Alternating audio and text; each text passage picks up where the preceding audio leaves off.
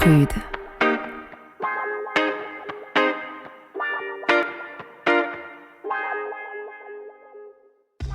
Prude, le podcast qui partage l'humeur sexuelle de son époque. Vous entendrez ici des témoignages spontanés, insolites, décomplexés, qui ouvrent l'esprit et donnent envie de se faire du bien ou apprendre à le faire. Car oui, le sexe est une source gratuite de bonheur qui est sûrement bien plus forte que la culture, la bouffe ou encore la drogue. Mettre en perspective nos questionnements de vie avec légèreté, partage et liberté, ça fait plaisir. Prude. Héloïse a grandi avec une maman sublime qui a monopolisé la place de la féminité. Très tôt, elle devient garçonne et se laisse approcher que par des garçons qui veulent bien d'elle. Jeune femme, elle trouvait normal de faire l'amour sans désir, juste pour être polie, et c'est un amant de passage qui la révèle à elle-même et lui apprend enfin comment se connecter à son désir. Alors c'est quelques temps plus tard, devant les boîtes aux lettres de son lieu de travail, qu'elle fait la rencontre du monsieur marié, celui avec qui tout va basculer. Et elle va vivre une très intense histoire de chair, d'addiction, accro à ses rendez-vous frénétiques. Alors, comment passe-t-on de rien à tout à ce point ? On l'écoute. Prude. Mon nom aujourd'hui est Héloïse. J'ai bientôt 39 ans, je suis en couple avec une petite fille et j'ai grandi dans une banlieue, une partie très bourgeoise de la banlieue parisienne, dans une famille assez classique. J'ai une sœur et j'ai grandi avec une mère qui détenait le droit d'être la femme dans la famille. Ça veut dire que ma mère est quelqu'un d'extrêmement apprêté, très coquette, très féminine, qui utilise bien les codes, mais dans le discours et en fait dans les faits, extrêmement soumise au regard de l'homme et pas que de mon père. De l'homme et des femmes d'ailleurs, non, juste soumise au regard de l'autre, quoi. J'ai pas du tout investi la séduction quand j'ai grandi, j'étais la très bonne amie qui fait des blagues, beaucoup. Donc c'est un peu comme ça que j'ai réussi à choper des mecs. Et encore aujourd'hui d'ailleurs, j'aime pas le shopping, j'aime pas forcément me prendre la tête sur les fringues que je porte. J'ai toujours su que j'étais jolie, parce qu'on me l'a dit, donc je savais que j'étais pas désagréable à regarder, mais j'en ai pas, c'est pas un truc dont j'ai joué. J'étais même très mal à l'aise à l'idée de jouer de ça en fait. Elle nous a jamais encouragés à être ce qu'elle était déjà, parce que sinon c'était un peu le syndrome Blanche-Neige, quoi, avec la compète avec la mère. Donc non, la mère était la femme, et du coup les filles elles prenaient la place qu'il y avait, quoi. Donc c'est pour ça qu'en fait je suis devenue un petit garçon. En grandissant dès la préadolescence, en fait c'est les garçons qui me choisissaient. C'est pas moi qui choisissais les garçons, c'était les garçons qui me sollicitaient pour me montrer qu'ils me trouvaient jolie et que je les intéressais. Mais je me suis jamais dit, je suis à la hauteur de ce mec-là ou je peux prétendre draguer ce mec-là. Enfin, j'ai beaucoup... je suis sortie avec pas mal de moches. J'étais témoin de ma sexualité. Ça s'est jamais mal passé. Mais j'ai pas investi, mais c'est mis longtemps avant de comprendre que j'avais le droit de demander des trucs, quoi. Mais un peu comme je pensais pas que je pouvais draguer des mecs, donc je pensais pas que je pouvais dire ça j'aime pas. Un peu après ce mec-là, j'ai eu une période avec mon premier amour, vraiment genre mon premier très très grand amour, qui lui était éjaculateur précoce. Et du coup, on a appris à se connaître différemment. On a pris le temps de travailler, tu vois, la sexualité orale et tout ça. Et du coup, il a arrêté d'être éjaculateur précoce pendant qu'on était ensemble, parce que petit à petit, il a repris confiance et tout. Comme il était très vulnérable à cause de ça, je me sentais pas soumise à quelque désir que ce soit. Enfin, en fait, on s'est construit ensemble, quoi. Prude. J'étais avec un garçon, c'était sur la fin de mes études supérieures. Et pareil, le mec m'a targeté en cours. C'était un mec qui avait... un appétit sexuel qui me débordait complètement et où je sentais bien que le simple fait de participer suffisait pas. Par exemple, c'est là que j'ai commencé la pratique de la sodomie à sa très très forte et insistante demande. Et vraiment, et on y est allé, enfin tu vois, moi je me disais, je vois bien qu'il faut que j'aille dans des endroits qui spontanément... J'avais jamais regardé de porno de ma vie, tu vois, par exemple. Et je m'y suis mise, mais j'ai senti que j'étais toujours pas suffisante et qu'il y avait un truc...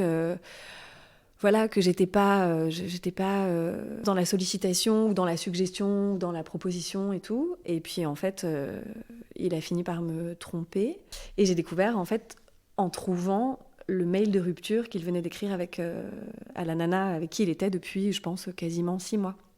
Et bref, et quand je lui ai demandé pourquoi il avait fait ça, il m'a dit parce que elle, au moins, j'étais fière de l'avoir à mon bras.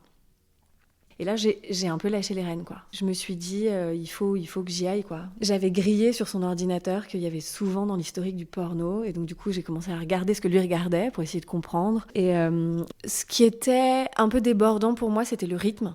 Parce qu'il avait vraiment tout le temps, envie de faire l'amour. Ce qui n'était pas mon cas. Et c'était aussi toujours extrêmement flamboyant, quoi. Et ça m'a fait faire des trucs complètement absurdes. D'ailleurs, c'est assez rigolo. On n'habitait pas très très loin l'un de l'autre. Et un jour, j'ai traversé tout mon quartier à poil sous un trench coat. T'habites pas très très loin de quelqu'un, quand t'es habillé, c'est ok, tu vois. Mais quand t'es à poil sous un imperméable, ça te paraît interminable. Et j'avais fait ce truc... J'étais même pas ni excitée, ni contente de le faire et tout. Je l'ai juste fait parce que je me disais, je crois que ça se fait. Enfin, je crois qu'il va kiffer, quoi. C'est pour ça que j'ai accepté la sodomie, parce qu'en fait, je me suis dit, j'ai l'impression que ça suffit plus. Le répertoire dans lequel on pioche aujourd'hui est plus suffisant. Donc, allez, soyons fous. En même temps, je l'en remercie, hein, parce que j'ai très longtemps pas été connectée à mon plaisir, sauf quand j'étais toute seule. Ça, j'ai jamais eu de problème et j'ai jamais eu honte de me masturber, j'ai jamais eu honte d'en parler, j'ai jamais eu honte. J'ai toujours trouvé ça extrêmement normal et j'ai jamais eu de problème pour trouver mon plaisir hyper facilement. En revanche, dès que l'autre intervient dans ma sexualité, ou en tout cas intervenait dans ma sexualité, il y avait un peu ce truc de genre, au pire, je me masturberais, tu vois. Prude. Après cette histoire complètement foireuse, je me suis mise en pseudo-couple. Et ce mec-là, lui, pour le coup, m'a vraiment ouverte à... en fait, la sexualité, ça se partage. Son désir était porté sur moi. C'était un mec qui me désirait très puissamment et très ardemment, mais moi. Ce que n'était pas le mec d'avant. Je pense que le mec d'avant, il avait juste besoin de baiser, quoi. C'était vraiment un truc qui était viscéral. Et là, d'un seul coup, je me suis sentie réinvestie dans l'histoire, quoi. J'ai compris que j'avais mon rôle à jouer et que je pouvais jouer sur le désir que ce mec-là avait pour moi, et que du coup, ça éveillait la possibilité, moi aussi, d'être quelqu'un de désirant et de pas être juste désirable. Que c'était vraiment une histoire qui se partageait, quoi. Et donc, lui, par exemple, j'ai lâché beaucoup plus de trucs. C'est avec ce mec-là que j'ai eu une expérience à 3 avec une nana. Et je trouvais ça d'une simplicité effarante, quoi.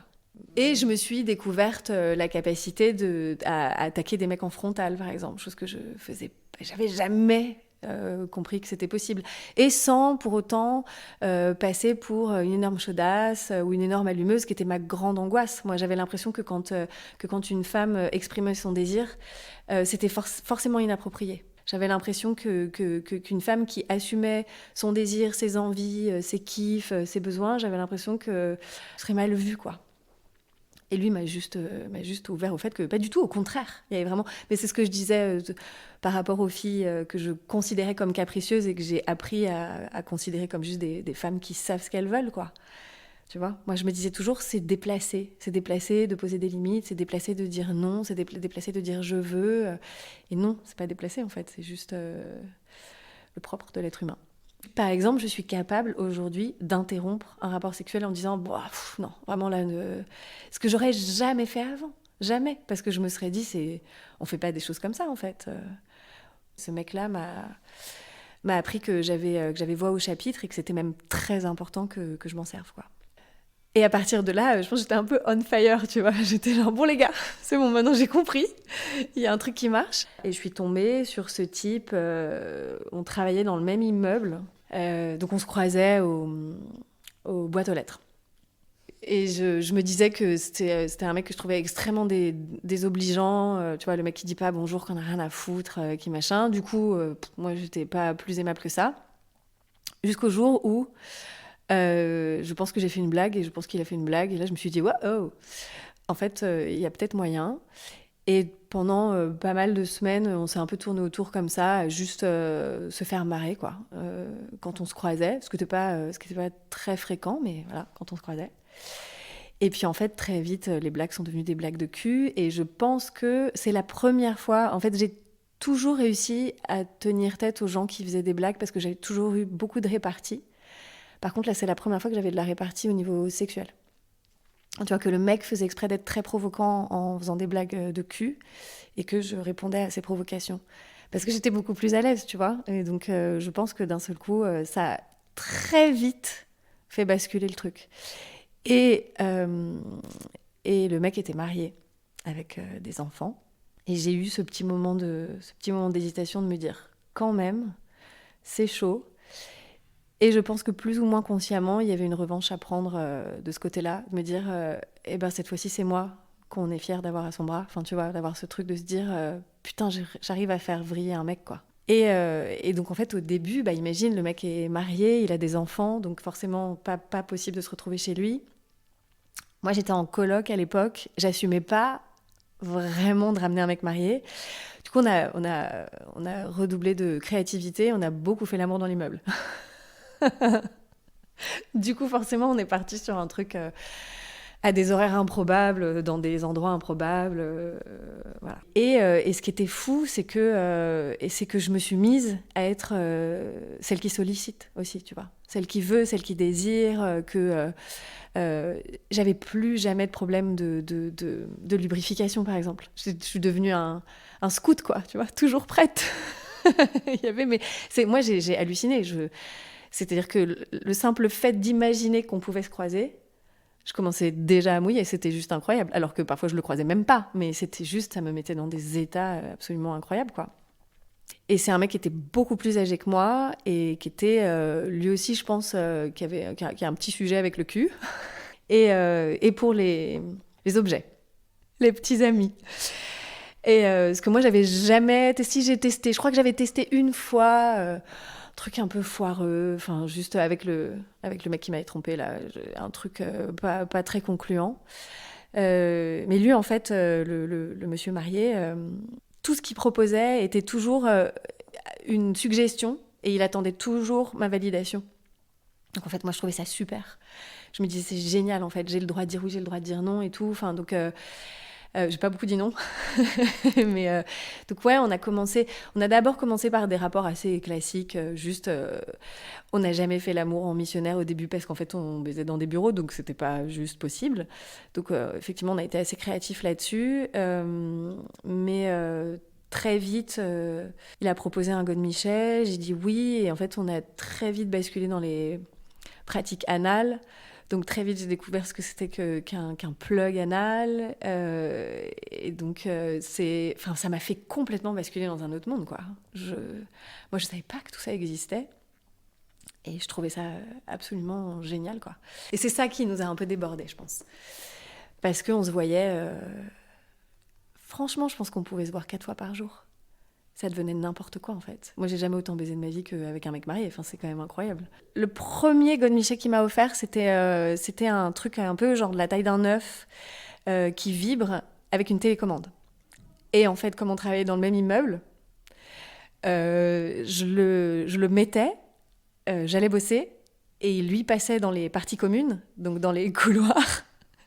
Et la télécommande était assez puissante pour traverser le mur. Et donc, du coup, pendant que j'étais à mon bureau, le mec activait la télécommande et il y avait genre plusieurs programmes. Donc, tu vois, d'un seul coup, t'entends ta chaise de bureau qui fait comme ça. Du coup, moi, ça me rendait ouf.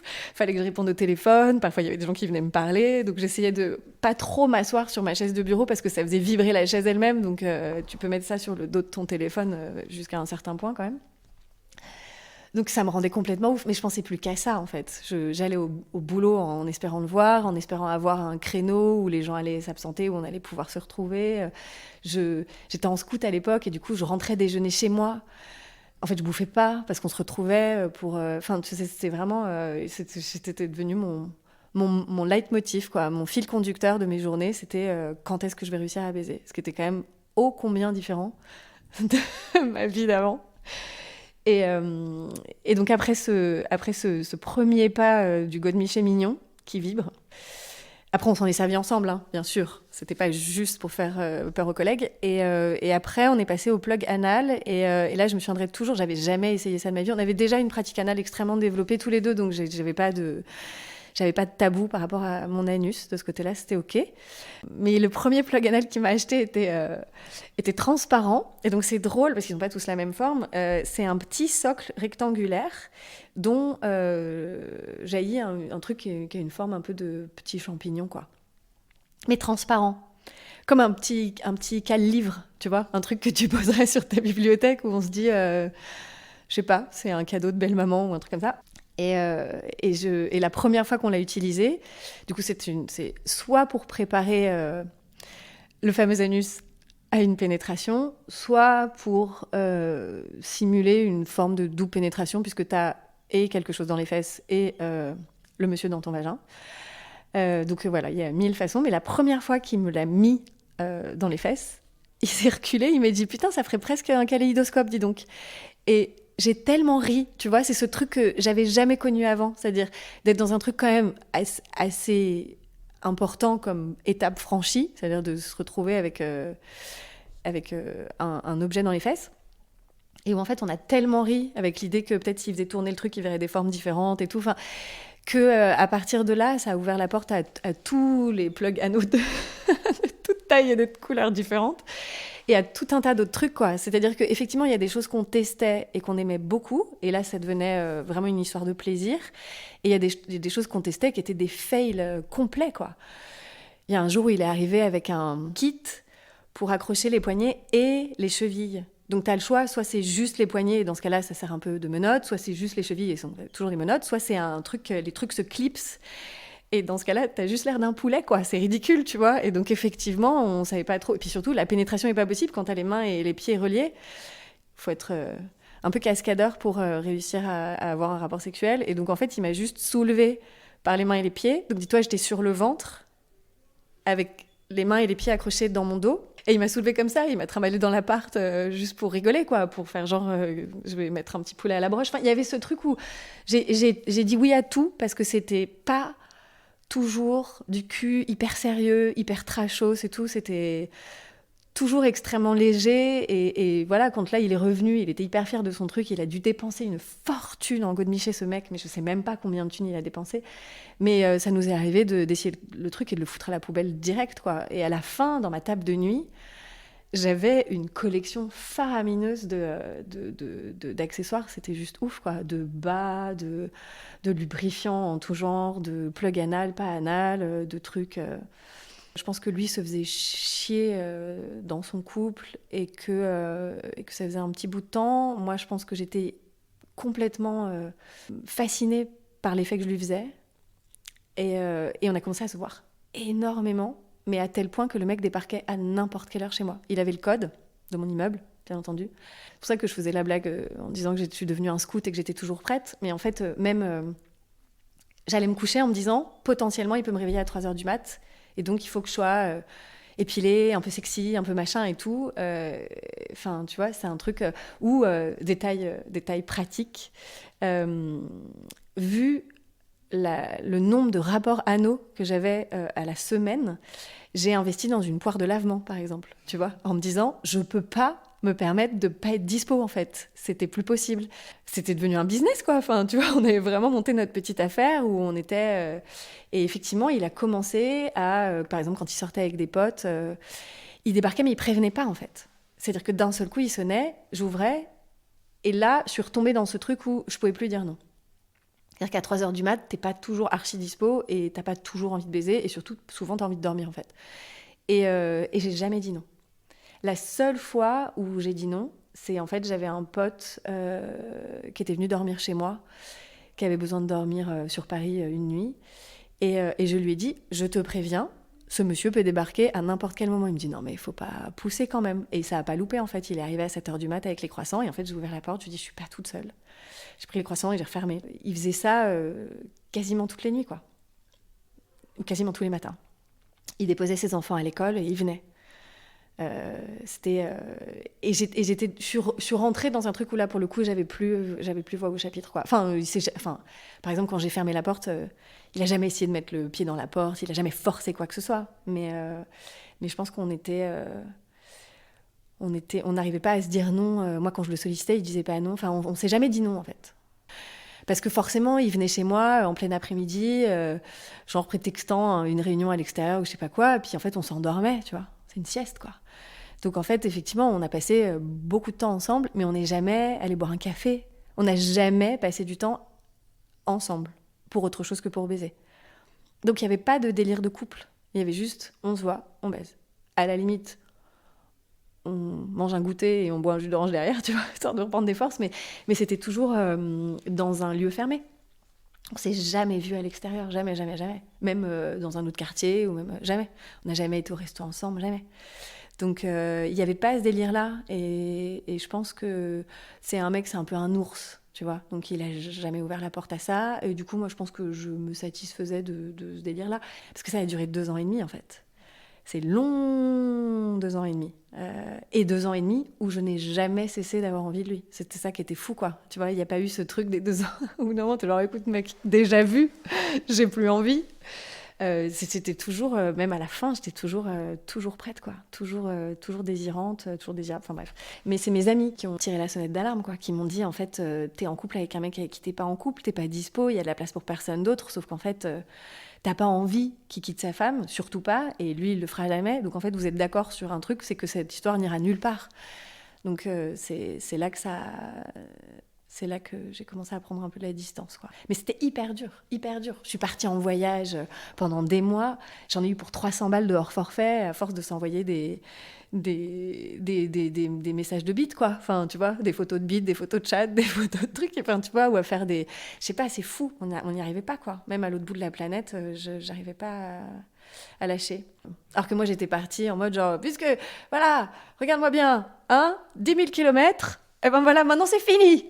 Et puis 3 jours après, t'es genre... Non, j'ai jamais réussi à mettre fin au truc, c'est juste que j'ai rencontré quelqu'un. Et qu'un jour, il est venu chez moi. Et que je lui ai dit, là, vraiment, c'est fini. Voilà. Et il est reparti. Et ça s'est fini comme ça. Il n'y a pas eu de... Et j'ai jeté, du coup, 14 Gottmichet, 3 pots de lubrifiant. Et que j'ai arrêté d'agrémenter mes amis en anecdotes, parce qu'effectivement, je quittais les soirées. Enfin, tu vois, c'était devenu n'importe quoi. On avait les clés de l'immeuble où on bossait, donc en fait, on s'y retrouvait la nuit. Je faisais souvent en sorte d'aller au resto ou d'aller boire des coups avec mes potes dans ce quartier-là, en me disant, si jamais il y a un moment donné où on peut se retrouver, donc je m'absentais du resto pendant une demi-heure, on allait se voir et je revenais. Enfin, tu vois, c'était devenu un truc... un comportement hyper addictif. Mais ça m'a fait énormément de bien, parce qu'effectivement, c'est assez rigolo. Pendant cette période-là, j'ai plein de potes plus ou moins proches de mon cercle d'amis qui ont commencé à me draguer. Tu vois, des mecs pour qui j'existais pas, qui me connaissaient depuis 15 ans et pour qui j'existais pas du tout. Et là, je pense que... Bon, après, tout le monde connaissait ces anecdotes. C'était devenu un peu la grosse blague. Chaque semaine, on me disait alors, quel nouvel objet quel nouveau trou, quel nouvel objet. Donc effectivement, je pense que je faisais marrer beaucoup de gens avec ces anecdotes, mais il y avait aussi ce truc où je me sentais invincible, quoi. Et j'avais pas changé qui j'étais physiquement. Je suis pas devenue plus féminine, je suis pas devenue plus bonasse, je suis pas devenue plus coquette, plus apprêtée. J'étais juste Et puis même ses potes, ils ont fini par comprendre qui j'étais. Et quand je les croisais, tu vois, quand ils venaient le chercher pour bouffer à l'heure du déj et tout, je voyais que les mecs me regardaient, genre, alors c'est elle.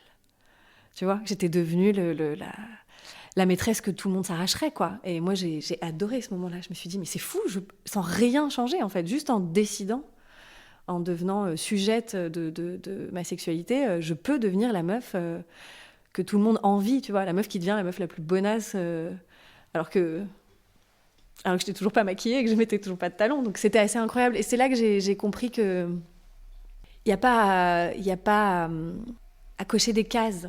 Tu vois, il y a pas... Enfin, être féminine, ça veut rien dire. Embrasser sa féminité, ça veut rien dire. Être connectée à sa sexualité, ça veut rien dire. C'est ton histoire à toi. C'est qu'est-ce que tu lâches comme bagage, qu'est-ce que tu lâches comme caillou dans ton sac. et où se place ta liberté, où se place ta décision, quoi. J'avais pas changé d'apparence, voilà, pas changé de vie, j'étais juste hyper contente de baiser, quoi. Ça a réglé plein de trucs chez moi, et du coup j'ai arrêté de m'excuser d'être là, quoi. Prude.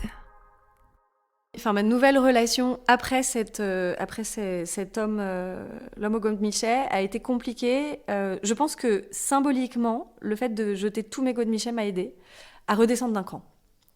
Parce qu'effectivement, j'étais rentrée dans un truc où envoyer des photos de moi nue avec des légumes dans la chatte ou avec des godemichets dans les fesses ou des trucs, c'était devenu d'une banalité effarante pour moi. Je crois que j'avais perdu l'idée que ça s'était construit avec ce mec-là, que par notre complicité, on avait construit cette façon d'être décomplexé par rapport même à l'image du sexe. Il n'y a pas une question de normalité ou pas de normalité, mais je me suis dit, il y a un moment où peut-être qu'il va falloir que je revienne au missionnaire et que si je dois retourner dans ces modalités-là, il faut que ce soit un choix qu'on fait à deux et pas que j'impose ça. De moi-même, avant même que je couche avec le nouveau, je savais déjà qu'il fallait que je redescende d'un cran parce que j'étais partie un peu loin. Mais ce qui était très chouette, c'est que je suis tombée pour la première fois sur un mec avec qui j'étais en couple, parce que le monsieur marié, on parlait énormément, mais on n'était pas en couple. Donc je pense que c'est aussi pour ça que ça a décomplexé la parole, c'est qu'il n'y avait pas d'enjeu en fait. Alors que là, celui d'après, on était en couple. Très vite, j'ai senti que je tombais amoureuse de lui, mais vraiment très très fort. Et pour autant, c'est un mec qui tout de suite m'a demandé qu'est-ce que t'aimes, qu'est-ce que tu veux, est-ce que c'est ok, est-ce que machin, qui jouissait pas si j'avais pas joui, et qui avait ce truc où moi j'étais genre oh. Et donc j'ai découvert ce que c'était que d'être libre dans sa sexualité, mais en s'aimant. Ce qui était un autre délire, parce qu'en fait, moi j'étais un peu devenue une petite machine, quoi. Il n'y avait pas les émotions, en fait. Donc là, il a fallu que je réinvestisse les émotions, et ça a recomplexifié les choses. C'est ça qui est rigolo, en fait. C'est que je me suis remise à avoir un peu des complexes, ou que je me suis remise à pas être sûre que c'était une bonne idée de suggérer certaines choses. Parce que d'un seul coup, tu te dis, tu sens qu'il y a un enjeu, en fait, qu'il y a l'autre à prendre en considération, et que toute sortie de piste peut être définitive. Quand on a commencé à sortir ensemble, moi j'avais un voyage en Asie prévu depuis très longtemps, et donc je lui ai dit je suis désolée, je vais pas l'annuler, quoi. Et je me suis retrouvée à me dire, la dernière fois que je suis partie loin, j'ai envoyé quand même beaucoup de photos de moi et j'ai reçu beaucoup de photos de l'autre, et j'avais adoré ça en fait. Et donc là, j'y suis allée genre sinon, est-ce qu'on pourrait envisager de faire l'amour par vidéo interposée? Et en fait, il a complètement accroché. Donc c'est ça qui est rigolo, c'est que il avait pas besoin de savoir de qui ça venait. Je lui ai pas dit, il a jamais su pour les godemichets, il a jamais su. Il a su que j'avais eu une aventure avec un mec marié, mais je lui ai pas dit. Et en fait, ce qui est très drôle, c'est que du coup, comme j'étais hyper décomplexée au niveau anal, très vite, c'est rentré dans nos pratiques, que j'étais décomplexée sur plein de trucs. En fait, c'est allé, mais c'était plus doux. C'était plus doux, et il y avait une histoire de couple qui se faisait en même temps. Donc en fait, j'ai réinjecté de l'intime dans le cul. Merci d'avoir écouté Prude. Si vous avez des histoires insolites, inavouables, des confidences à nous faire partager, écrivez-nous sur prudelepodcast@gmail.com et suivez-nous sur Instagram, Prude le podcast. Si vous écoutez cette conclusion, c'est que vous avez aimé cet épisode. Le meilleur moyen est de mettre 5 étoiles sur iTunes, de vous abonner et de laisser un commentaire. Pour vous, ce n'est pas grand-chose, mais pour Prude, c'est beaucoup. À bientôt. Prude.